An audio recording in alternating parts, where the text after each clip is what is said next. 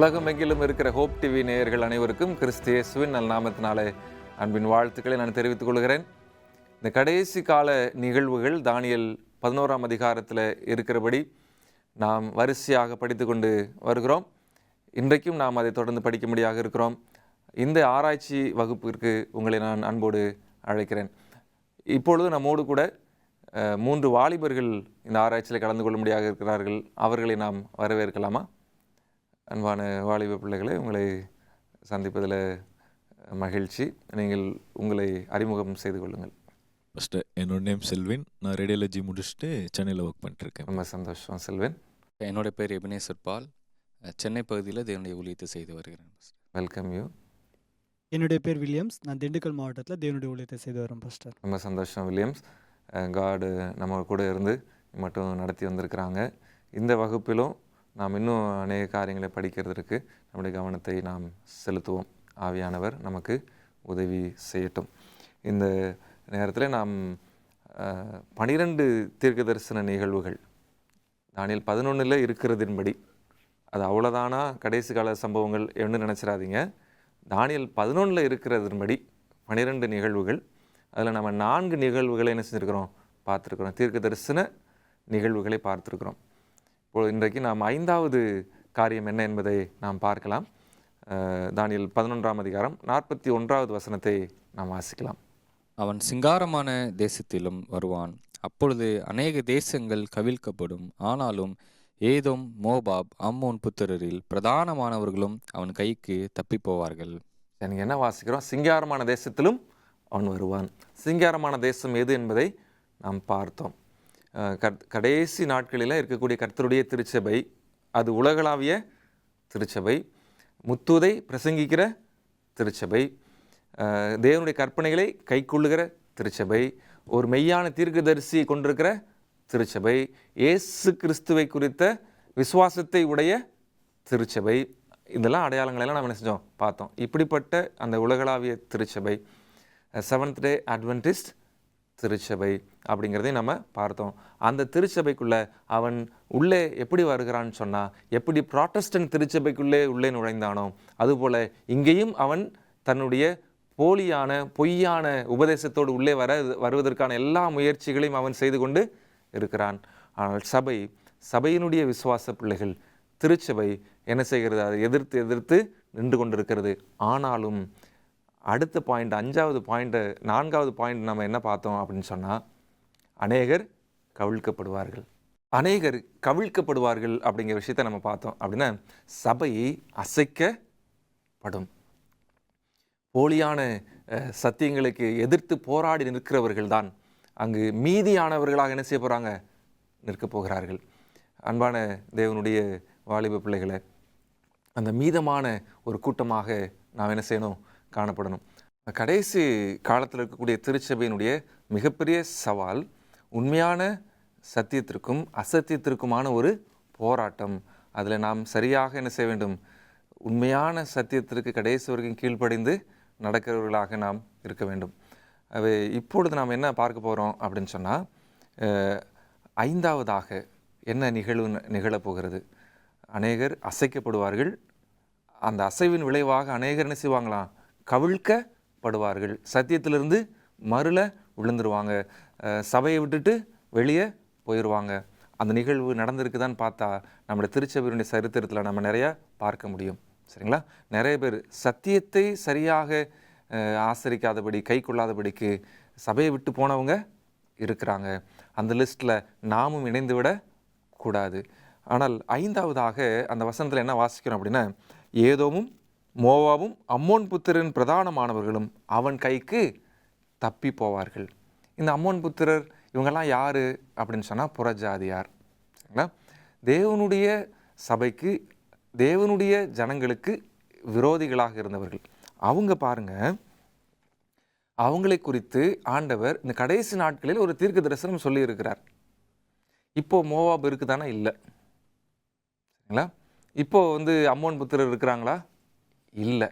அப்போது இதுவும் என்னதான், ஸ்பிரிச்சுவல் மீனிங் தான், ஒரு ஆவிக்குரிய அர்த்தமுடையது தான். இப்போது இவங்க யார்? இந்த மோவாபியரை குறித்தும் அம்மோன் புத்திரரை குறித்தும் ஆண்டவர் தீர்க்க தரிசனம் எங்கேயாவது சொல்லியிருக்கிறாரா? அவங்களோட நிலைமை குறித்து ஏதாவது பேசியிருக்கிறாரா? நம்ம எரேமியாவின் தீர்க்க தரிசன புத்தகத்துக்கு வரலாம். 40வது அதிகாரம் 10, 11, 12 வசனங்களை நம்ம வாசிப்போம். நானோவெனில் இதோ நம்மிடத்திலே வருகிற கல்தேயரிடத்தில் சேவிக்கும்படி மிஸ்பாவிலே குடியிருக்கிறேன். நீங்களோ போய் திராட்சரசத்தையும் பழங்களையும் எண்ணெயும் சேர்த்து உங்கள் பண்டங்களில் வைத்து உங்கள் வசமாயிருக்கிற ஊர்களில் குடியிருங்கள் என்று ஆணையிட்டு சொன்னான். இது சிறையிருப்பின் நாட்களில், சிறையிருப்புக்கு பின்னான காலங்களில் அதை ஒட்டின சம்பவங்களை குறித்து அவர் பேசிக்கொண்டு வருகிறார். இப்போ என்ன நடக்குதுன்னு பாருங்களேன். அடுத்த வசனம். மோவாபிலும் அமோன் புத்திரிடத்திலும் ஏதோமிலும் சகல தேசங்களிலும் இருக்கிற யூதரும் பாபிலோன் ராஜா யூதாவில் சிலர் மீதியாய் இருக்க கட்டளையிட்டார் என்றும் சாப்பானுடைய குமாரனாகிய அக்கிகாமின் மகனான கெதேலியாவை அவர்கள் மேல் அதிகாரியாக்கினான் என்றும் கேட்டபோது. பாருங்களேன், இந்த சிறையிருப்பு நாட்களில் தான் இஸ்ரவேல் ஜனங்கள் எங்கெல்லாம் குடியிருக்கிறாங்களா? மோவாபிலும் அம்மோன் புத்திரரிடத்திலும் ஏதோமிலும் சகல தேசங்களிலும் இருக்கிற யூதர். பாருங்க, யூதர்கள் எங்கெல்லாம் இருக்கிறாங்க? இந்த தேசங்களிலெல்லாம் அவங்க இருக்கிறாங்க. அவங்களை குறித்து தான் அவர் பேசிட்டு வர்றாரு. பாருங்க 12வது வசனம். எல்லா யூதரும் தங்கள் துரத்துண்ட எல்லா இடங்களிலும் இருந்து யூத தேசத்தில் கெதலியாவினிடத்தில் மிஸ்பாவுக்கு வந்து திராட்சரசத்தையும் பழங்களையும் மிகுதியாய் சேர்த்து வைத்தார்கள். இப்போ அவங்க எங்கெல்லாம் துரத்தப்பட்டு இருந்தாங்களோ, துரத்தப்பட்டு இருந்த இடம் எது எல்லாம்? மோவாப், அம்மோன், ஏதோம். இவர்கள் மத்தியில் குடியிருந்த கர்த்தருடைய பிள்ளைகள் என்ன செய்கிறாங்க? சொன்ன உடனே ஒரு இடத்துக்கு அவங்க கூடி வர்றாங்க. இந்த இந்த சினாரியோவை நீங்கள் நல்லா புரிஞ்சுக்கோங்க. பல தேசங்களில் இருந்த கர்த்தருடைய பிள்ளைகள் இவங்க ஒன்றா வர்றாங்க. வந்து திராட்சை பழங்களை மிகுதியாய் சேர்த்தார்கள். இல்லை, இப்போ பாருங்கள், நம்ம இங்கே ஒன்று வாசித்தோம். அம்மோன் புத்திரர், மோவாபியர்கள், அப்புறம் ஏதோமியர்கள், இவங்களெல்லாம் இந்த கடைசி நாட்களில் யார் கைக்கு தப்பு வைப்பாங்களாம்? அந்த வடதிசை ராஜாவினுடைய கையிலிருந்து தப்பு வைக்கப்படுவார்கள். இன்னொரு வசனத்தை நம்ம வாசிப்போம். அதையும் இதையும் ரெண்டையும் ஒன்றா சேர்த்து நம்ம படிக்கும்போது ரொம்ப அழகாக இருக்கும். பாருங்கள், நாம் வேதாகமத்தில் யோவான் 10வது அதிகாரம் 16வது வசனத்தை வாசிங்களேன். இந்த தொழுவத்தில் உள்ளவைகள் அல்லாமல் வேறே ஆடுகளும் எனக்கு உண்டு, அவைகளையும் நான் கொண்டு வர வேண்டும். அவைகள் என் சத்தத்துக்கு செவி கொடுக்கும். அப்பொழுது ஒரே மந்தையும் ஒரே மெய்ப்பனும் ஆகும். பாருங்களேன், கர்த்தருடைய ஜனம் வேறே தொழுவத்திலும் இருக்கிறார்கள். கர்த்தருடைய ஜனம் ஏதோமிலும் இருக்கிறார்கள். கர்த்தருடைய ஜனம் அம்மோன் புத்திரரிலும் இருக்கிறார்கள். கர்த்தருடைய ஜனம் அங்கே மோவாப் புத்திரரிலும் இருக்கிறார்கள். கர்த்தருடைய ஜனம்தான், ஆனால் அவங்க பல இடங்களில் சிதறி கிடக்கிறாங்க. ஏன்னா அவங்களுக்கான போதுமான அழைப்பு அவங்களுக்கு இன்னும் போய் என்ன செய்யலை? சேரலை. ஆனால் ஒரு காலத்தில் பாருங்களேன், ரொம்ப அழகான விஷயம். தேவனுடைய திருச்சபையிலிருந்து அநேகர் கவிழ்க்கப்பட்டு போவார்கள். ஆனால் அம்மோன் புத்திரரிலும் அப்புறம் மோவாப் புத்திரரிலும் ஏதோமிலும் இருந்து பல தொழுவங்களில் இருக்கக்கூடிய கர்த்தருடைய பிள்ளைகள் ஆண்டவருடைய தொழுவத்தில் சேருவாங்க. வெளியே இருக்கக்கூடியவங்க புறஜாதிகள், அல்லது புறஜாதிகள் மத்தியில் இருக்கக்கூடியவங்க. ஏன்னா ஆண்டவர் சொல்றாரு, என் ஆடு என் சத்தத்தை கேட்கும். அவங்களும் என் ஆடு தான். ஆனால் என் சத்தத்தை கேட்கிற பொழுது அவங்க என்ன செய்வாங்க? தொழுவத்துக்குள்ளே வருவாங்க. தீர்க்க தரிசனம் பாருங்கள், அழகாக பொருந்தும். இப்போது தேவனுடைய பிள்ளைகள் பல திருச்சபைகளில் என்ன செய்கிறாங்க? இருக்கிறாங்க. பல மார்க்கத்திலே இருக்கிறாங்க. ஆனால் ஒரு நாள் வரப்போகிறது, அநேகர் இந்த சபைக்குள்ளே வர காத்திருக்கிறார்கள். இது முடிவு கால சம்பவத்தினுடைய ஒரு மிக முக்கியமான நிகழ்வு என்பதை நாம் மறந்துவிடக்கூடாது. ஆமோஸ் புத்தகத்துக்கு நாம் மாறுவோம். ஆமோஸ் 9ஆம் அதிகாரம் 11, 12 வாசிங்களேன். ஏதோமில் மீதியானவர்களையும் என் நாமம் விளங்கிய சகல ஜாதிகளையும் வம்சமாக்கி கொள்ளும்படிக்கு அந்நாளிலே விழுந்து போன தாவீதின் கூடாரத்தை நான் திரும்ப எடுப்பித்து அதன் திறப்புகளை அடைத்து அதன் பழுதாய் போனதை சீர்படுத்தி பூர்வ நாட்களில் இருந்தது போல அதை ஸ்தாபிப்பேன் என்று இதை செய்கிற கர்த்தர் சொல்லுகிறார். பாருங்களேன், ஏதோமில் இருக்கக்கூடிய மீதியானவர்களை ஆண்டவர் மீண்டுமாக அவருடைய ஸ்தானத்தில் கொண்டு வந்து நிறுத்துகிறார். ஏதோமில் இருக்கிறவர்கள் அல்லது அம்மோன் புத்திரரின் பிரதானமானவர்கள் அல்லது மோவாபில் இருக்கிறவர்கள் என்ன செய்வாங்க? அவர்கள் அவன் கைக்கு தப்பி போவாங்க. அப்படின்னா அதாவது எரிகிற அக்கினியிலிருந்து தப்பு வைக்கப்பட்ட கொல்லியை போல பாபிலோனுக்குள்ளே இருந்து அநேகர் என்ன செய்ய போகிறாங்க? மெய்யான திருச்சபைக்குள்ளே வரப்போகிறாங்க. நாம் அதற்கு அவங்கள வரவேற்க ஆயத்தமாக இருக்கிறோமா? நிறைய பேருக்கு நம்ம பாய் பாய் சொல்ல போகிறோம். நம்மளை பார்த்து யாரும் பாய் பாய் சொல்லாமல் பார்த்துக்கணும். அதே மாதிரி நிறைய பேரை நம்ம வெல்கம் பண்ண போகிறோம். அந்த வெல்கம் பண்ணும்போது நாமும் உள்ளே இருக்கணும். அப்போ தான் அவங்கள வெல்கம் பண்ண முடியும். யோசிச்சு பாருங்களேன். அந்த காலகட்டத்தில் நம்ம வாழ்ந்து கொண்டு இருக்கிறோம். ஆகவே இது 5வது தீர்க்க தரிசன நிகழ்வு. 6வது தீர்க்க தரிசன நிகழ்வு என்ன? தானியேல் 11ஆம் அதிகாரம் 42வது வசனத்தை வாசிங்க. தானியேல் 11:42. அவன் தேசங்களின் மேல் தன் கையை நீட்டுவான், எகிப்து தேசம் தப்புவதில்லை. என்ன வாசிக்கிறோம்? அவன் தேசங்களின் மேல் கையை நீட்டுவான், எகிப்தும் தப்புவது இல்லை.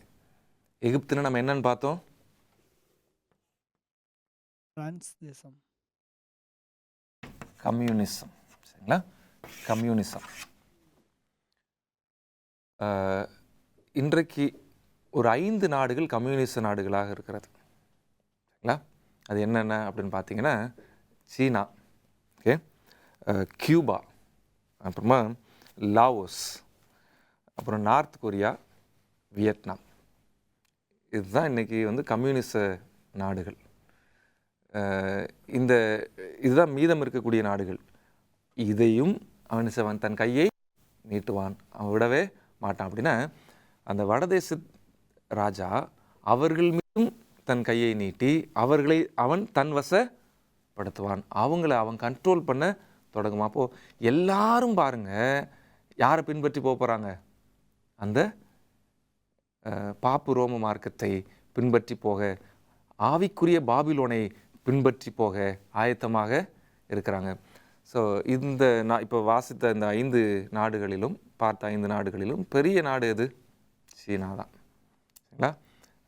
சீனாவினுடைய வீழ்ச்சி ஒரு மிகப்பெரிய ஒரு வீழ்ச்சியாக இருக்கும். இன்றைக்கும் சீனாவில் கர்த்தருடைய பிள்ளைகள் ரகசியமாகத்தான் ஆராதனை செய்து வர்றாங்க. அவங்களுக்கெல்லாம் வேதாகமம் கிடைத்தால் அவ்வளவு முத்தாக அவங்க ஏற்றுக்கொள்கிறாங்க. தேவனுடைய பிள்ளைங்க இருக்கிறாங்க, ரகசியமாக இருக்கிற பிள்ளைகள் இருக்க தான் செய்கிறாங்க. இன்றைக்கி நிறைய தேசங்களில் தடைகள் விதிக்கப்பட்டிருக்கிறது, வேதாகமத்திற்கென்று தடைகள் விதிக்கப்பட்டிருக்கிறது. ஆனாலும் தேவன் இந்த மாதிரி தேசங்களை அவங்க என்ன செய்வாங்க? அவங்க கைவசம் படுத்துவாங்க, கையை நீட்டுவான். எகிப்தையும் முழுசாக அவன் என்ன செய்வான்? தன்னுடைய கட்டுப்பாட்டிற்குள்ளே கொண்டு வருவான். இது 6வது நிகழ்வு. சரிங்களா? 7வது நிகழ்வு என்னன்னு பார்க்கலாம். தானியேல் 11ஆம் அதிகாரம் 43வது வசனத்தை வாசிங்க. எகிப்தினுடைய பொன்னும் வெள்ளியுமான ஐஸ்வர்வான்களையும் உச்சிதமான எல்லா வஸ்துக்களையும் ஆண்டு கொள்வான். லீபியரும் எத்தியோப்பியரும் அவனுக்கு பின் செல்வார்கள். இந்த வசனத்தில் 2 நிகழ்வுகள் இருக்கிறது, 2 தீர்க்க தரிசன நிகழ்வுகள் இருக்கிறது. ஒன்று, எகிப்தினுடைய பொன்னும் வெள்ளியுமான ஐசுவரியங்களையும் உச்சிதமான எல்லா வஸ்துக்களையும் ஆண்டு கொள்வான். அவன் பொருளாதாரத்தின் மீதான ஒரு மிகப்பெரிய செல்வாக்கை பெற்றிருப்பான். இன்னும் சொல்லப்போனால் உலகத்தின் பொருளாதாரம் அனைத்தையும் யார் கட்டுப்பாட்டுக்குள் இருக்கும்? அவனுடைய கட்டுப்பாட்டிற்குள் இருக்கும். இந்த வடதிசை ராஜாவுடைய கட்டுப்பாட்டிற்குள் வரும். இன்றைக்கி நம்முடைய பொருளாதார டிரான்சாக்ஷன்லாம் எப்படி நடக்குது நமக்கு தெரியும்ல.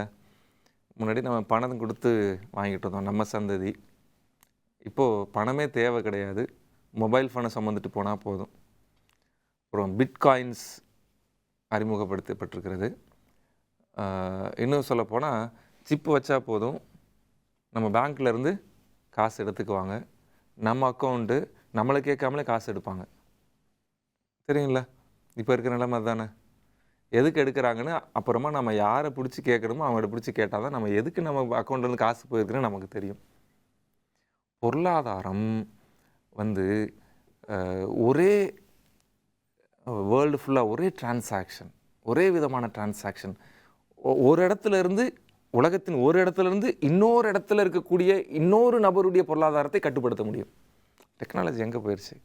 இது நம்ம எப்படி பார்க்குறோம்னாக்க டெக்னாலஜியோட வளர்ச்சியாக பார்க்குறோம்ல, ஆனால் அது நம்மை கட்டுப்படுத்துவதற்கான ஒரு வழி. இதை குறித்து அதிகமாக நம்ம பேசலாம். நேரத்தை கருதி நம்ம என்ன செய்கிறோம், கடந்து போகிறோம். இதெல்லாம் எதற்கு அப்படின்னு சொன்னால், ஒவ்வொரு தனிநபரையும் பொருளாதாரத்தின் ரீதியாக கட்டுப்படுத்துகிறதை வேதம் அதை குறித்து பேசுகிறது. எங்கே பார்க்குறோம்? வெளிப்படுத்தல். வாங்க வெளிப்படுத்தல் புஸ்தகத்துக்கு வாங்க. வெளிப்படுத்தல் புஸ்தகத்தில் 13வது அதிகாரம் 16-17 வசனங்களை வாசிங்க. வெளிப்படுத்தல் 13, 16, 17. அது சிறியோர், பெரியோர், ஐஸ்வர்யவான்கள், தரித்திரர், சுயாதீனர், அடிமைகள் இவர்கள் யாவரும் தங்கள் தங்கள் வலது கைகளினாவது நெற்றியிலாவது ஒரு முத்திரையை பெறும்படிக்கும் அந்த மிருகத்தின் முத்திரையாவது அதன் நாமத்தையாவது அதன் நாமத்தின் லெக்கத்தையாவது தரித்து கொள்ளுகிறவன் தவிர வேறொருவனும் கொல்லவும் விற்கவும் கூடாதபடிக்கு செய்தது. பாருங்களேன், யாரும் விற்கவும் கொல்லவும் கூடாதபடிக்கு பொருளாதார நெருக்கடியை ஒவ்வொரு தனிநபருக்கும் கொடுக்கறதாங்க. வாசித்தீங்களா? என்ன சொல்லப்படுகிறது? ஐஸ்வர்யவான், பெரியவர்கள், பெரியோர், சிறியோர், ஐஸ்வர்யவான்கள், தரித்திரர், சுயாதீனர், அடிமைகள். தனித்தனியா ஒவ்வொருவருடைய பொருளாதாரத்தையும் கட்டுப்படுத்துகிற ஒரு வலிமையை அது என்ன செய்யும்? பெற்றுக்கொள்ளும். இன்னும் சொல்லப்போனால் அதனுடைய நோக்கமே அதுதான். அப்போ தான் நம்முடைய சிந்தனையை அது கட்டுப்படுத்த முடியும் என்பது அந்த வல்லமைக்கு அது நன்றாகவே தெரியும். ஆகவே பொருளாதாரத்தை தன் கட்டுப்பாட்டிற்குள் வைத்துக்கொள்வது 7வது நிகழ்வு. 8வது நிகழ்வு அதே வசனத்தில் நம்ம வாசிக்கிறோம். லீபியரும் எத்தியோப்பியரும் அவனுக்கு பின் செல்லுவார்கள். யார் இந்த லீபியர்கள்? வெளிப்படுத்தின விசேஷம் 13ஆம் அதிகாரம் 8வது வசனத்தை நீங்கள் வாசிங்க. உலக தோற்றம் முதல் அடிக்கப்பட்ட ஆட்டுக்குட்டியினுடைய ஜீவ புஸ்தகத்தில் பேர் எழுதப்பட்டிராத பூமியின் குடிகள் யாவரும் அதை வணங்குவார்கள். இந்த வசனத்தில் நம்ம என்ன வாசிக்கிறோம்னு சொன்னால், உலக தோற்றம் முதல் அடிக்கப்பட்டிருக்கிற ஆட்டுக்குட்டியானவருடைய ஜீவ புஸ்தகத்தில் பேர் எழுதப்பட்டிராத யாவரும் அந்த மிருகத்தை வணங்குவார்கள். எந்த மிருகம்னா, நம்ம படிச்சுட்டு இருக்கிறோமே வடதிசை ராஜாவை தான் எல்லாரும் பின்பற்றுவாங்க. சில சமயத்தில் இந்த உலகத்தில் இருக்கிற சில நாடுகள் எப்படி கத்தோலிக்கத்திற்கு செவி கொடுக்கும் என்ற கேள்வி நமக்கு எழும்பலாம். ஒன்று, கம்யூனிஸ்ட் நாடுகள் எப்படி அதற்கு கீழ்ப்படியும்? வசனம் சொல்லுகிறது கீழ்ப்படியும். எகிப்திலும் அவன் தன் கையை நீட்டுவான். நடக்குமான? நடக்கும். ஏன்னா இதுக்கு முன்னாடி சொன்னப்பட்ட எல்லா தீர்க்க தரிசனங்களும் நிறைவேறி இருக்கிறது. அடுத்த ஒரு கேள்வி வரலாம். இன்னும் ஒரு சில தேசங்கள், இஸ்லாமிய தேசங்கள் எப்படி கத்தோலிக்கத்திற்கு அடிபணியும்? ஒரு கேள்வி நமக்கு எழும்பலாம். இங்கே வசனம் அதில் பேர் சொல்ல பாருங்க, லீபியரும் எத்தியோப்பியரும். இதில் இன்றைக்கி நீங்கள் போய் லிபியா, எத்தியோப்பியா போனீங்கன்னா மேக்சிமம் அவங்க எல்லாருமே இஸ்லாமிய மார்க்கத்தை சார்ந்தவர்கள். இஸ்லாமியர்களும் அவர்கள் கட்டுப்பாட்டிற்குள் வருவார்கள். ஒருவேளை அவங்க இஸ்லாமியர்களாகவே இருக்கலாம், ஆனால் அவர்களும் அவர்கள் கட்டுப்பாட்டிற்குள் வருவார்கள். இங்கே அதை தான் நம்ம வாசிக்கிறோம். லீபியரும் எத்தியோப்பியரும் அவனுக்கு பின் செல்வார்கள். They will support him. அவங்களுக்கு என்ன செய்ய போகிறாங்க? ஆதரவாக இருக்க போகிறாங்க. இன்னும் சொல்லப்போனால் நீங்கள் பார்த்தீங்கன்னா நிறைய இஸ்லாமிய நண்பர்கள், சகோதரர்கள் என்ன செஞ்சுருக்கிறாங்கன்னா, கிறிஸ்தவத்தை தழுவி இருக்கிறாங்க.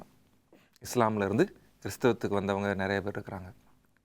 அவங்கள நீங்கள் போய் பார்த்தீங்கன்னு சொன்னால், அவங்க கிறிஸ்தவத்துக்கு வருவதற்காக அவங்க பயன்படுத்தின ஒரு ஒரு பகுதி என்னவென்று சொன்னால், அதிகமாக நான் கேள்விப்பட்டபடி அவங்களுடைய குரானில் மரியம் என்கிற ஒரு சாப்டரே இருக்குது. சரிங்களா? மரியம் என்றால் மரியாள், கிறிஸ்துவை பெற்றெடுத்த கிறிஸ்துவனுடைய தாயை பற்றின ஒரு சாப்டரே இருக்குது.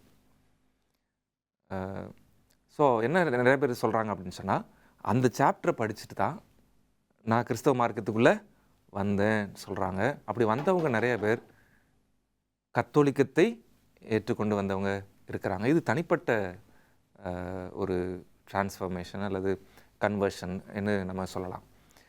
ஆனால் தேசமாக அவங்க அந்த கத்தோலிக்கத்தினுடைய கொள்கைக்கு, அதனுடைய கோட்பாடுகளுக்கு, அதனுடைய தத்துவங்களுக்கு அவங்க ஒப்பு கொடுக்கறதுக்கு வாய்ப்புகள் அதிகமாக இருக்கிறது. இன்றைக்கு அதுக்குடைய பேச்சுவார்த்தைகள் என்ன செய்கிறது, நடந்து கொண்டு தான் இருக்கிறது. சரிங்களா? அப்போ 8வது நிகழ்வு, லீபியரும் எத்தியோப்பியரும் அவனுக்கு பின் செல்வார்கள். 9வது நிகழ்வு என்ன அப்படிங்கிறத நம்ம பார்க்கலாம். தானியேல் 11ஆம் அதிகாரம் 44வது வசனம். தானியேல் 11:44. ஆனாலும் கிழக்கிலும் வடக்கிலும் இருந்து வரும் செய்திகள் அவனை கலங்க பண்ணும். அப்பொழுது அவன் அநேகரை அழிக்கவும் சங்ககாரம் பண்ணவும் மகா உக்கரத்தோடு புறப்பட்டு போய்.